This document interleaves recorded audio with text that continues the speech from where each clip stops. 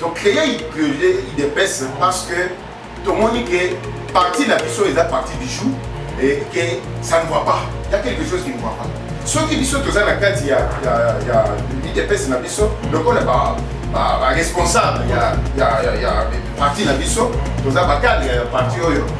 Par rapport à notre statut, il nous est permis de créer des associations pour soutenir les partis.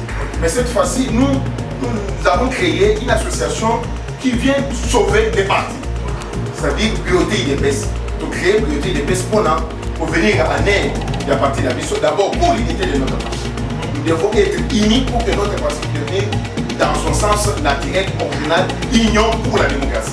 Donc c'est pourquoi nous créons priorité IDPS pour sauver notre parti, protéger l'unité du parti et aussi répondre aux soucis de la base.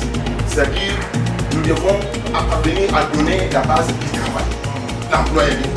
Donc nous allons, si l'État ne donne pas du travail, nous, priorité IDPS, nous allons créer du travail pour la base. La base va créer du travail. Bon. Structure oyo ebandi d'abord na constat monene oyo tomoni na kati ya parti. Constat oyo eza nini après kokufa ya molakisi monene papa Etienne Tshisekedi wa Mulumba, toconstate que parti ebandi kodécline.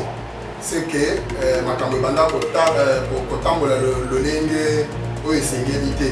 Alors c'est comme ça que biso tomoni que vision wana eza ya mabe.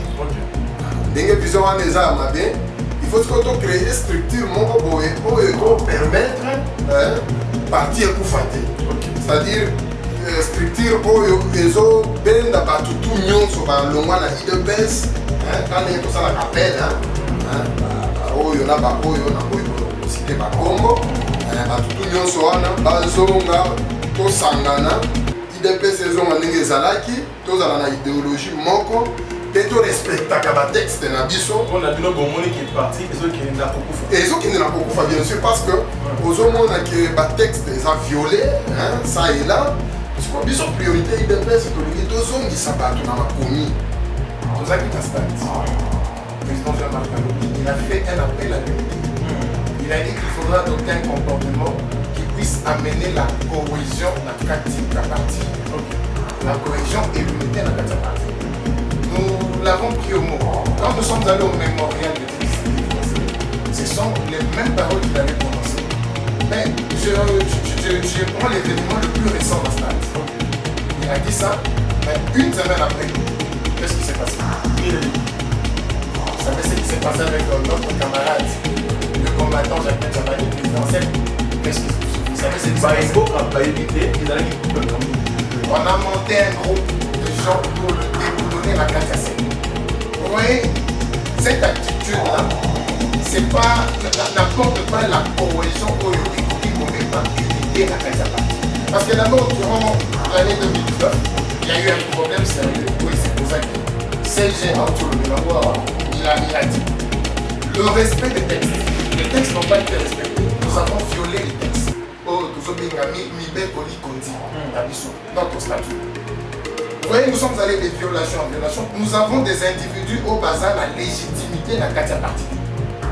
Vous voyez, d'abord, il y a un problème de légitimité qui se pose dans la Katia Parti. Et ces mêmes individus, au lieu de faire en sorte que cohésion et zone dans la Katia Parti, fédérer les forces de la Katia Parti pour faire face à ceux qui sont en face de nous. Des alliés temporaires ou des alliés conjoncturels, parce que c'est à cause de la conjoncture que nous sommes avec ensemble. Mais nous combattons quand même au lieu de nous unir à la carte pour être forts, nous nous divisons. Aujourd'hui, on a un parti avec des individus forts au lieu que le parti soit lui-même fort. Depuis notre arrivée au pouvoir. IDPS a bondi dans 7 ans la carte de opposition. On a pouvoir. Mais nous allons pouvoir. Nous sommes ni à l'opposition, ni encore moins la carte de la société civile. Nous sommes au pouvoir. Il faut que nous puissions changer notre comportement. Pendant qu'on parle de lorsque on cherchait comment accéder au pouvoir. Là, nous sommes au pouvoir. Nous puissions reprendre là et changer notre comportement. Et parfois, changeons le comportement. Changeons le comportement. Mais proposer quel comportement est-ce que il ne faut pas adopter?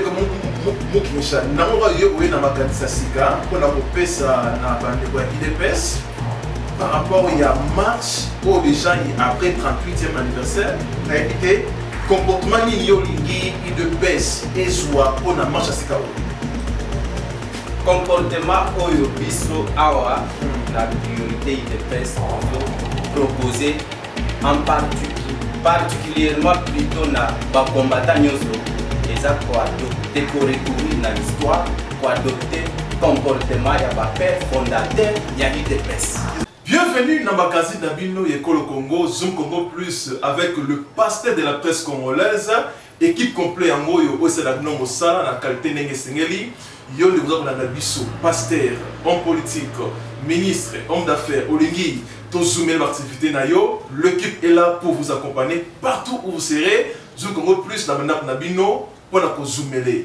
Vous vous abonnez à la chaîne sur YouTube, Zoom Congo Plus TV, pour vous informer en temps réel de votre télé sur Zoom Congo Plus. Toujours. Voilà, Balandi Zoom Congo Plus TV, na niveau cher internaute, on est sur la biso dans le monde entier, et on a RTVH, tout est sous la émission Yassika, ensemble de la Bandeko, on a construit la Makamita Limboka, tout est chaque fois dans l'émission Nabino, Oyo. Bandeko nyonso ko bana message pour na intérêt ya peuple congolais. C'est pour cela les autres ya mbeli vino bandeko ya priorité UDPS avec autorité morale nango ndeko Wampanga Kabasele wa Kabasele Célestin yé aye mon côté aye na équipe mobimba oyo bazali ko soutenir vision chère ya Kondo Etienne Tshisekedi wa Mulumba wa Tikabiso pe son âme. Nango, mwana mboka, Wampanga Kabasele Célestin, tous en aïe Awambote, président. Merci, monsieur le journaliste, pasteur. Toza Kosola, tout le monde bino boye, dans une Congo plus, c'est pour Tosola, toujours ma solo Yamboka, Ndenge Zali Kotambola. Comment on a priorité IDPS? Vous créez un gros pour Nanine? On n'a pas dit que. Ce n'est pas Balai Bosso qui a une émission. Oui, oui. Tout de suite, le cas où tu es belé, si pourquoi tu crées qui piloter des personnes. Pour votre information, tu as déjà dans plus de 25 000 personnes qui ont adhérents. On a personne qui a mis adhéré à l'idéologie. Il y a plus que priorité des personnes. Bandeko yo bazana Lualaba, Bandeko yo bazali na Olomami, na Mweneditu, na Kananga. Baoye bazali na Londres, na baoye bazali na États-Unis, pourquoi pas baoye bazali na la fédération de l'Union sawa, ba mi adhéré na idéologie. Na lingi na le baboye. OK. To créer une priorité IDPS parce que tout le monde dit que parti na biso est parti du jour et que ça ne va pas. Il y a quelque chose qui ne va pas. Ceux qui biso to za na carte il y a IDPS na biso, donc on est pas responsable, il y a parti na biso, to za ba cadre parti oyo. Par rapport à notre statut, il nous est permis de créer des associations pour soutenir les partis. Okay. Mais cette fois-ci, nous avons créé une association qui vient sauver les partis. Okay. C'est-à-dire priorité IDPS. Pour créer priorité IDPS pour venir en aide des partis d'Abisso, d'abord pour l'unité de notre parti. Nous devons être unis pour que notre parti puisse devenir, dans son sens naturel, original, union pour la démocratie. Donc, c'est pourquoi tu crées priorité IDPS pour sauver notre parti. Protéger l'unité du parti et aussi répondre aux soucis de la base. C'est-à-dire, nous devons parvenir à donner la base du travail, l'employabilité. Donc, nous allons, si l'État ne donne pas du travail, nous, priorité IDPS, nous allons créer du travail pour la base. La base va créer du travail. C'est, voilà, en principe, si je suis ici, présenter les gens qui ont mangé l'idéologie, qui ont compris l'idéologie, c'est ceux qui m'accompagnent. Je crois qu'ils vont entrer en détail parce que moi, j'étais là que donner l'idée, comme le mot qui sont Jani, m'a inspiré, il est descendu. Alors maintenant, ces enfants se sont réveillés partout dans le monde, ils sont là, ils vont s'expliquer en long et à large. Merci, Président Wapanga Kabasele Célestin. Toye et pas il y a secrétaire général, M. Alex Kalenda, Motendeko. Papa Pasteur. Ah, tout le monde dit non. Botelemi na idéologie à Sika, priorité IDPS. Quand le président Wampanga Koloba, c'est-à-dire qu'on sauve le parti. Bien qu'on sauve ce parti, IDPS n'a pas de problème. Ok. Premièrement, la PCO, merci. Merci. Pour la ville au PCBISO, dans le cadre de la structure de la BISO, priorité IDPS. Bon, structure oyo et bandit d'abord na constat munene oyo tout le monde na katia parti. Ok. Constat oyo ezanini après kokufa ya mulakisi munene papa Etienne Tshisekedi wa Mulumba. Ok. To constater que parti et bandit ko décliner. C'est que makambo banda ko tambola le lenge oyo singélité.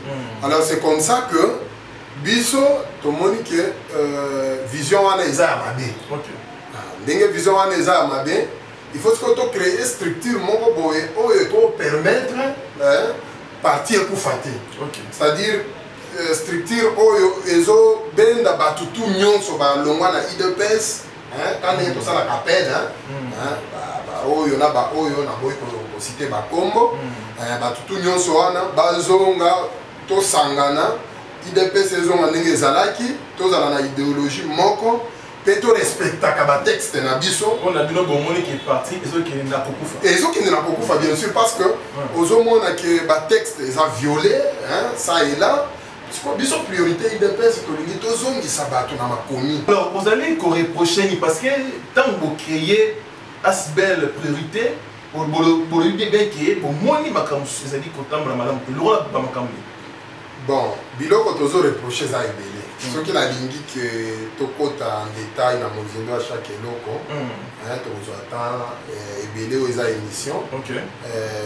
Eloko d'une manière synthétique oyo tozo reprocher oyo pe priorité IDPS elingi esala ke ezonga ezande ko respecter mibeko likonzi ya parti.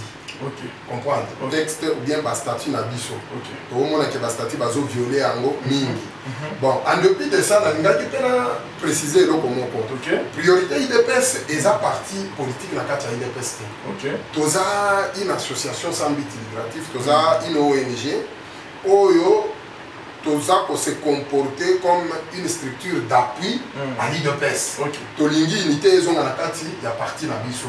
Tolingi babiloko ya ba oh mon général, mon ceci non. Tolingi babiloko wana te tolingi ko défier batuke ou bien ko sala mutu moko akoma neti nzambe na biso non. Toyebaki leader moko maximum incontestable oyo ayebanaki mokili mobimba azalaki nde Etienne Tshisekedi wa Mulumba. Après ye bao nyonso batikali baza bana ya mutu moko po biso nyonso toliaki nde epai ya mère nourricière moko azalaki nani Etienne Tshisekedi wa Mulumba. Siko bato lelo balingi bango bamikomisa avant même le parti, c'est-à-dire parti esali nini ezongi na nsima parti oyo esali bango lelo toza na pouvoir soki tozwi pouvoir oyo tozongi bien tozweli yango na lolenge nini na nzela nini na nzela ya IDPS. Donc il faut to respectaka eloko oyo esali biso lelo mokili mobimba toyebana. Donc c'est pour combattre IDPS mais pas pour soutenir pour combattre IDPS. IDPS c'est notre bijou. Est-ce que oyebi slogan biso toza na mona kati ya priorité IDPS? Slogan na biso eza respecter notre bijou. Notre bijou c'est quoi? C'est l'union pour la démocratie et les progrès sociaux. Ok. Parlons maintenant, il y a un objectif na bino na carte ya priorité IDPS. Bon, on a objectif nini oyo bozana ngoko na ko faire avancer mboka. Premièrement, idéologie na biso ezo vanda likolo ya idéologie ya IDPS, la partie IDPS. Deuxièmement, tozana ba objectif oyo eza ndenge bazobenga na lopoto oyo eza multi-sectoriel. Entre autres, tozana ba objectif oyo eza lié na encadrement ya ba jeunes, parce que priorité IDPS en majorité philosophie eza nde ba jeunes. La jeunesse d'abord, puisque avenir à partir eza nde ba jeunes. Deuxièmement, tozana ba projet ya développement ya mboka pour accompagner président de la République Félix Antoine Tshisekedi Tshilombo. On a salué en passant notre cher camarade. Alors, tous les objectifs sont liés à la santé, liés à le sport. Tous les objectifs ils ont sensibilisé sur les droits de l'homme. Makambo c'est belé na koti ko détailler yango ko émission Monica Talaka émission minute eza muke tozo lobelaka que objectif na biso global eza pour défendre d'abord bijou na biso o babengi union pour la démocratie et le progrès social soit IDPS na mokuse. Merci tozongela yo ndeko Alex Kalenda et pas maître Pierre Moulamba. Maître Pierre, comment on a IDPS qui ko CPLA pour fêter 38e anniversaire nango Bouta il a fondé na comment on a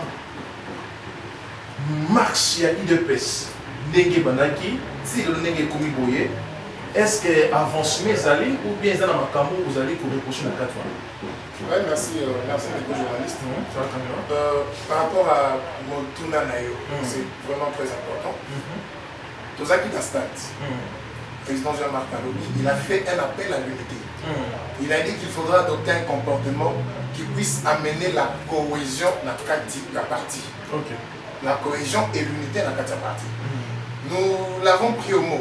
Quand nous sommes allés au mémorial de Tshisekedi, ce sont les mêmes paroles qu'il avait prononcées. Mais je prends l'événement le plus récent dans le stade. Il a dit ça, mais une semaine après, qu'est-ce qui s'est passé? Vous savez ce qui s'est passé avec notre camarade, le combattant Jacques Chabani, président CEP. Vous savez ce qui s'est passé? On a monté un groupe de gens pour le déboulonner la Katia CEP. Vous voyez, cette attitude-là, c'est pas, n'apporte pas la cohésion et unité la Katia partie. Parce que d'abord, durant l'année 2019, il y a eu un problème sérieux où il s'est posé.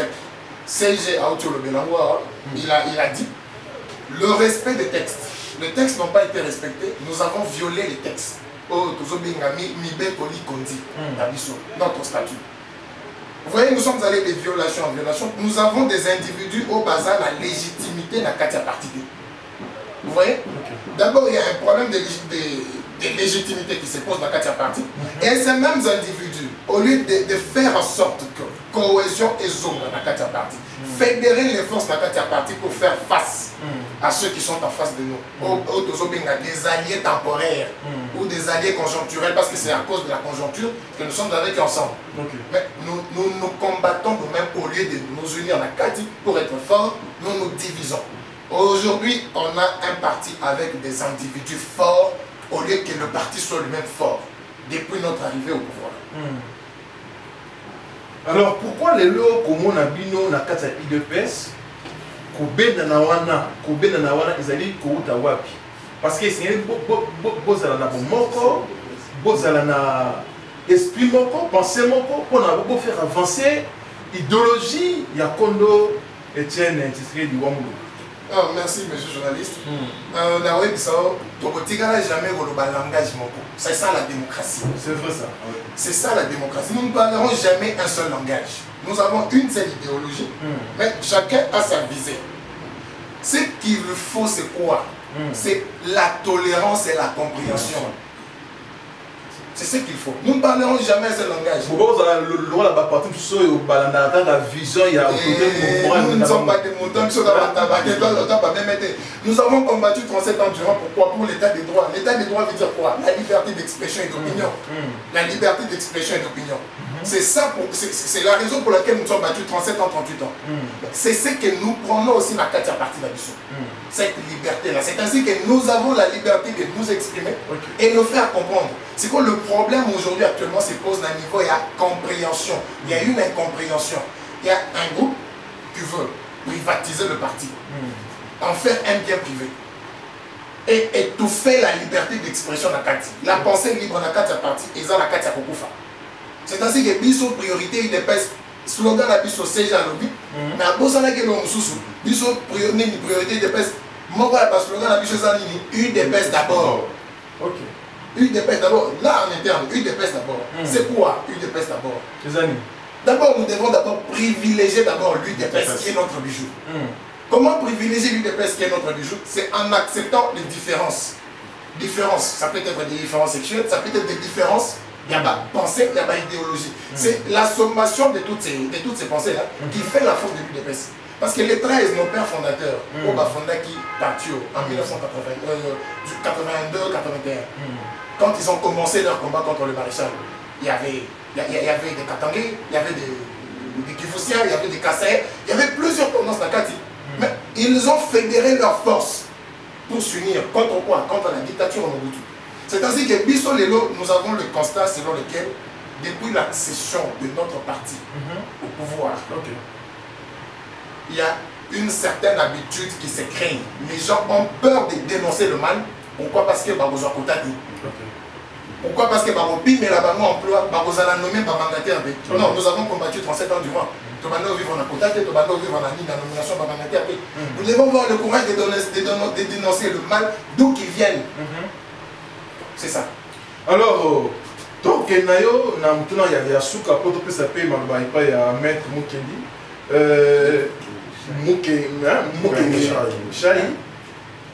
Comment on a accord, il y a FCC, Nakash, Ndenge Salima.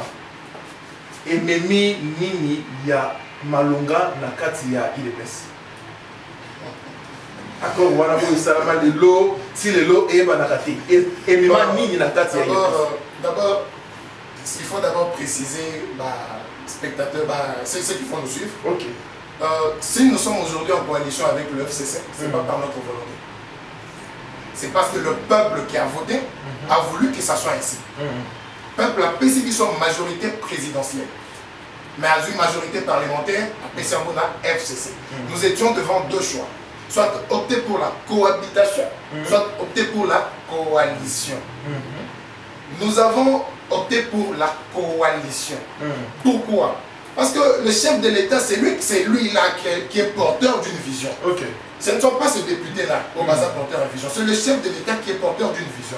Et comme il est porteur d'une vision, cette vision ne peut se matérialiser que si seulement à une seule condition, s'il a le contrôle de l'appareil gouvernemental. C'est ainsi que ce contrôle-là, il ne peut l'avoir que par la coalition et non par la cohabitation. C'est ainsi que nous avons pris l'option de coaliser nos forces. Mais est-il que c'est une première expérience au Congo? Comme toute première expérience, il y a toujours les méandres, il y a toujours des contours.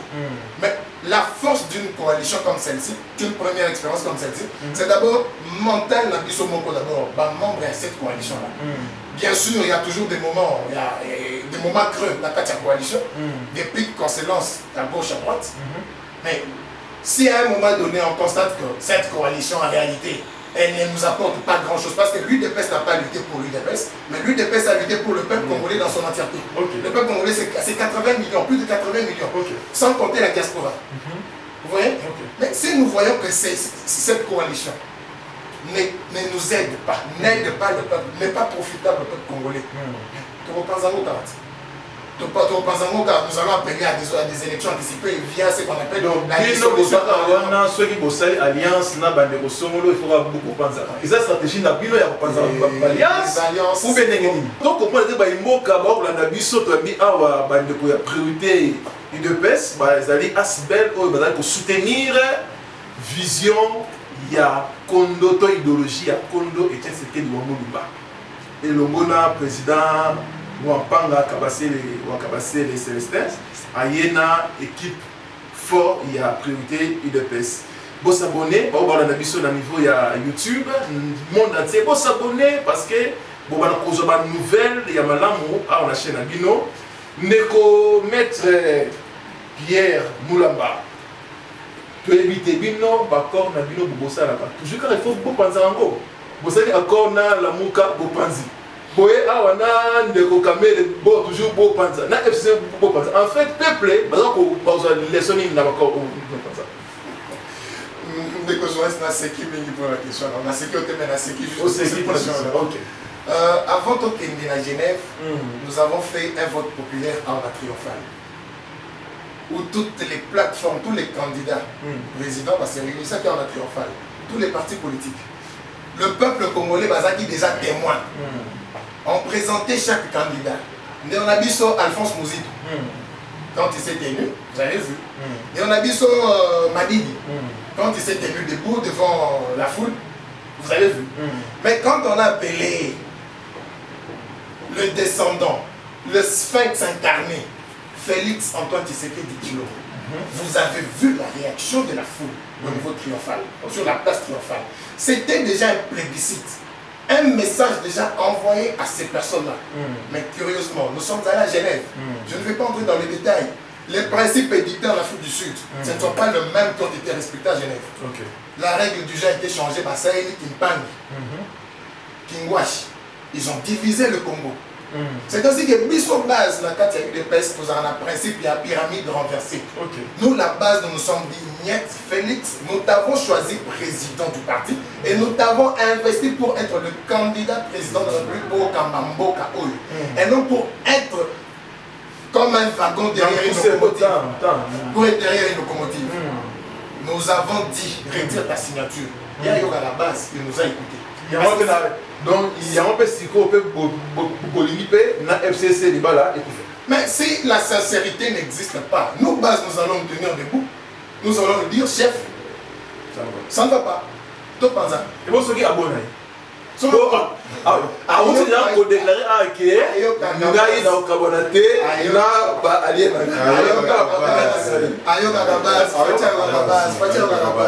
merci. Et cela va aussi de soi, on a vu sur la cache, il y a eu un tout ça, on a quatre coalitions. S'il n'y a pas de sincérité, nous voulons une coalition où la sincérité règne et cela doit être profitable à peuple.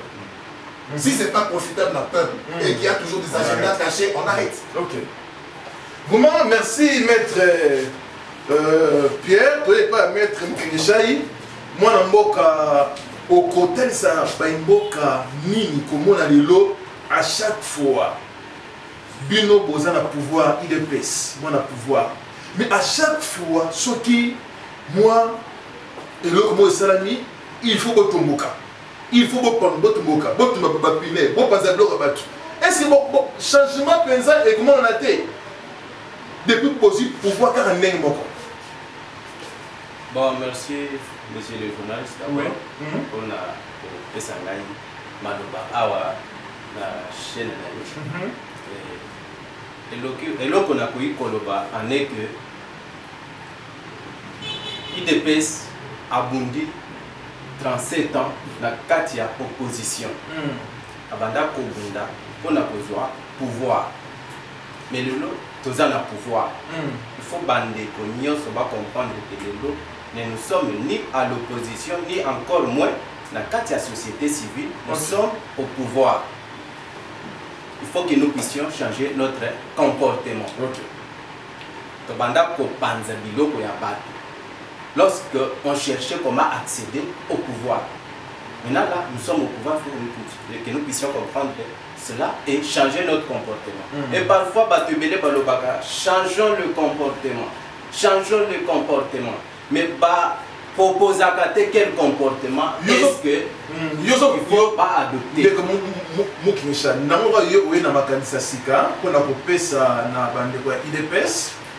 Par rapport à la marche où déjà après 38e anniversaire, on a évité comportement ni yolingi de pèse et joie pour la marche à Sika.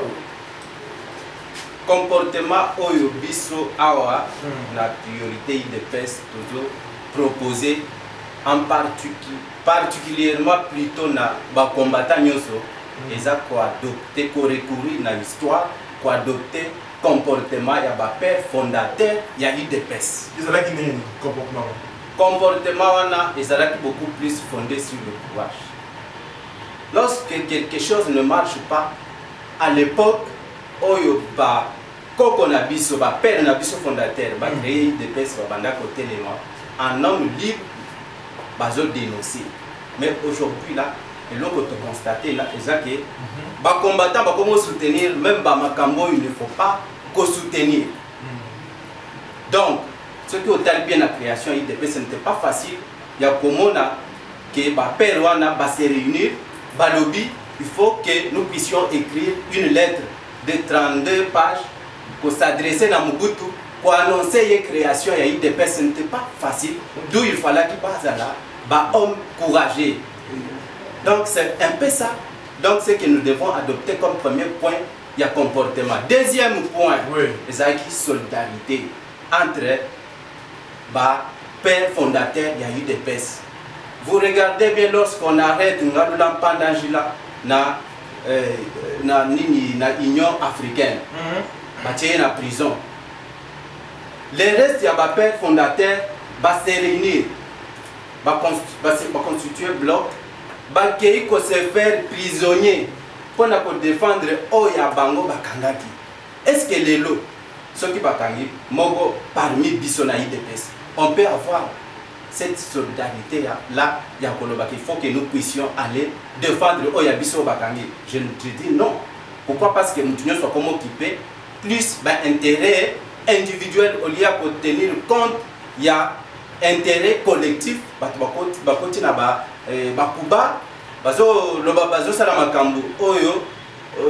ils ont un fondement par rapport à formation politique au Yabiso. Troisième comportement, on a proposé à combattant IDPS. Il faut adopter la persévérance. Les lois nazo mona batumusus batiki IDPS. Bazo le ba kabundu kabuya bazana ngai je me retire. Mais ba père na biso wana quelle que soit ba arrestation, ba banda kotinda ba kangi bangwa batindi bango na bamboka mususu. Oza originaire ya Kasai batindi par exemple na Bakongo. Oza originaire ya Bakongo batindi par exemple na Bandundu. Mais néanmoins ba père wana ceux qui batiki bango ba banda qui toujours recourir l'île na bango place et soukaki bazo continuer jusqu'à ce que nous avons totalisé la 4 oppositions 37 ans. Ce n'était pas facile, d'où il fallait être persévérant, raison pour laquelle Bapel Nabiso va tenir jusqu'à ce que l'IDPS continue à pouvoir. Alors quatrième comportement oyo ba combattant IDPS ba ko adopter les lots oyo et ça d'abord il y a pour gérer parti IDPS au père fondateur d'une manière consensuelle. Il faut que nous puissions adopter dans notre parti un système d'un leadership consensuel. Donc, la décision, il faut ezouama par rapport à la négociation. Bosolon, botik ba organisation sur la partie ezo tambola ndenge bangobani. Bozu décision on est kozala contesté. Mais là on est toujours comme on a na bande qu'on a biso o bazo gérer parfois parti.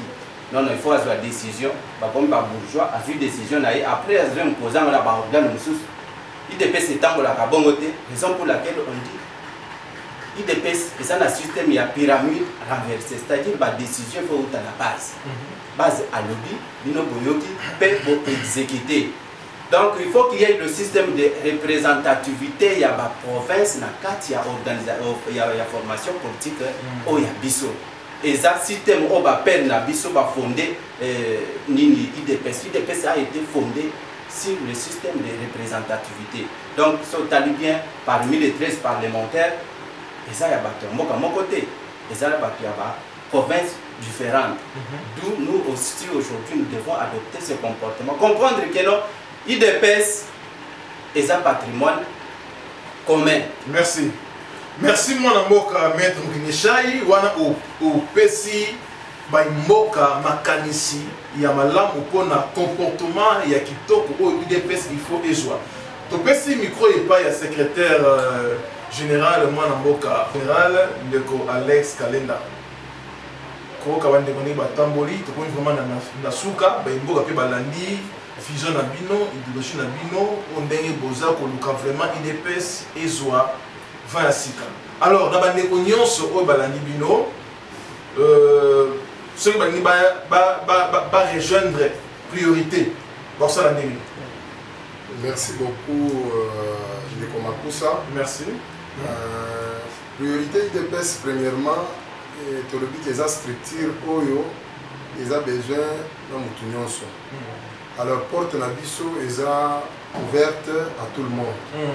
Nous avons besoin de Congolais, de Bisika, de la province, baya to sangana, to sa de loko moko, bloc moko pour défendre non seulement l'intérêt à IDPS mais aussi l'intérêt à Mboka.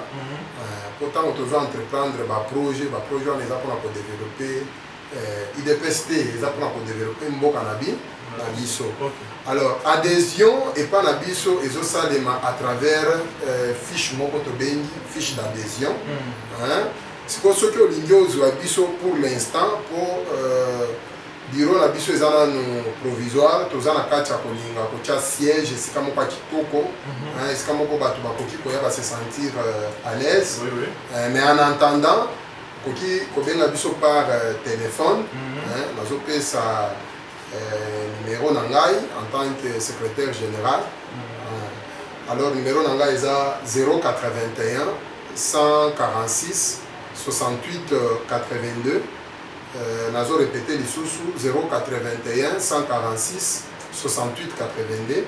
Tant au Kobenga, au Bengi, ton dimi bien au Komengi, sur la WhatsApp. À ce moment-là, tu peux savoir les conditions. Les conditions, ils ont gravité. Ils ont des conditions comme le KKK, la formalité administrative. Pour au comment, ou bien aux Amakoki à Koloba, au Noya, priorité, IDPS. Tant qu'on va retourner à Bisso qui est pour toute la salle de déclaration. Na combo na bines que boye bien. Tokowanga na yo ceux qui ont membre na biso te mais ceux qui ont membre na biso tokoloba wana azaya ya biso. Donc c'est un peu ça.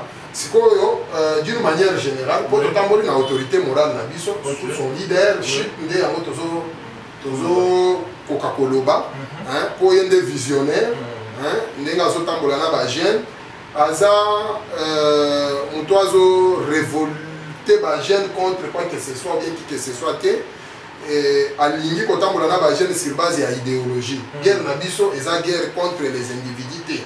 Nous avons besoin de guerre kolobela mutute. Non. Nous voudrons faire de l'IDPS une institution forte à l'instar des autres partis politiques qui ont existé.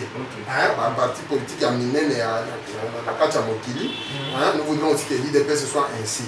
La guerre, autozomon na Kacha parti, les individus vont s'imposer, l'IDPS batiango na sima wana nde toboyi et puis idéologie wana ekosimbi pa na biso te biso tozo incarner toza l'incarnation de Tshisekedi en personne tala na autorité morale alakisi yango abeti likolo nini munyere ezo signifie ni oyebi te mais tant que muto be pourquoi je ne sais pas il faut définition de donc tant que yo wana IDPS on expliquer pas dans moi yango wana on muto beta déjà munyere donc à l'image à mon sphinx délimité Etienne Tshisekedi wa mulumba Mukishimuja actuellement toza na Mukishimuntu oyebi Mukishimuntu nani wana nde Félix Antoine Tshisekedi Tshilombo. Béton. Béton, merci. Ndeko Alex, secrétaire général, il y a priorité. Tozongi et pas il y a autorité morale, il y a priorité IDPS. Président, comme on a degré, développer matière, ça prouve de cette chose que on a la vision encore, il y a malin pour na koluka. IDPS est avancé, PMOKA, la mission RDC est avancée. Alors, la bande de Balandi, dans le message ni aux Anango, na kosa la synthèse, il y a sur le produit. Message, oh, il y a un message, il y a Bakishi, Baja. Je voulais dire que ce sont des esprits de ceux qui ont créé, ceux qui ont initié ces grands projets communément appelés IDPS. Et entre autres, celui qui a incarné même l'esprit, c'est le docteur Etienne Tshisekedi Mulumba, que nous appelons Mfwaben. Alors, c'est ainsi que je voulais informer la population de toute personne de bonne volonté qui a vu les changements dans ces pays, qui a vu la démocratie venir. Les gens qui ont lutté jours et nuits pour la démocratie, qui sont tombés même en cours de route, qui n'ont pas vu ce pouvoir que nous avons.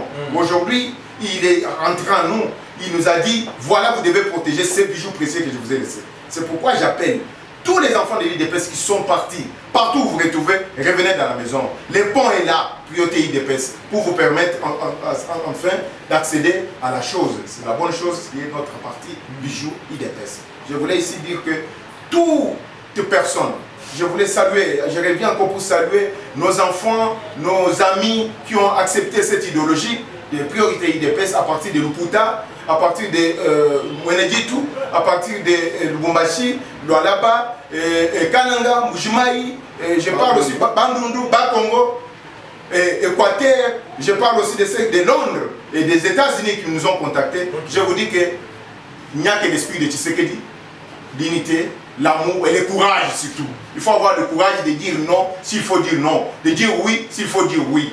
C'est ça le Etienne Tshisekedi Lumumba. C'est tout ou rien. Alors, nous sommes là pour une cause juste. Je voulais dire ici que les jeunes que vous voyez ici, ils ont déjà incarné l'esprit, ils sont là pour que nous accompagner. Je vous informe que d'ici là, il y aura des grands forums. Nous allons tenir des ateliers de développement, nous allons tenir des grandes réunions où nous allons mettre tous les jeunes ensemble pour dire que l'employabilité aussi fait partie de nos objectifs. Nous allons demander à nos jeunes, si l'État ne nous a pas donné du travail, nous-mêmes nous pouvons créer du travail. Je crois que c'est ce que je voulais dire encore une seule fois, que l'esprit de Tshisekedi nous accompagne dans cette idéologie pour que nous puissions atteindre nos objectifs. Merci Président, merci Secrétaire, merci Maître. Cadre na kati ya priorité IDPS to ekna bango émission mobimba ne bolandi pona to sula na o etali structure na bango pe vision baza nango pona avancement ya IDPS. En tout cas dans les sengo makasi kota sabino émission mokona lelo bo pesa biso ba commentaire na bino par écrit na ba ba na biso na bana mboka mutuna na bino bokoma ba ko répondre bino to répondre bino ensemble na mikolo ezali koya. Bon aimer page Pebo s'abonner massivement parce que makama bien ezali na priorité awa babi makama bien ezali na priorité IDPS koyoka bango tokomona ke makama bien ezali koya en tout cas tokotela bino na mikolo ezali koya so Yesu Masiya azonite. Merci. Bienvenue dans le magazine d'Abino Yekolo Congo, Zoom Congo Plus avec le pasteur de la presse congolaise, équipe complète en Moyo, Oselagnon Mosala, la qualité Nenge Sengeli, Yon de Bisso, pasteur, homme politique, ministre, homme d'affaires, Olingi, Tozoumel l'activité Nayo, l'équipe est là pour vous accompagner partout où vous serez, Zoom Congo Plus, dans Nabino, pour nous zoomer. Bon s'abonner à la chaîne Abisso sur YouTube, Zoom Congo Plus TV, pour nous informer en temps réel de votre télévision sur Zango. Zoom Congo Plus.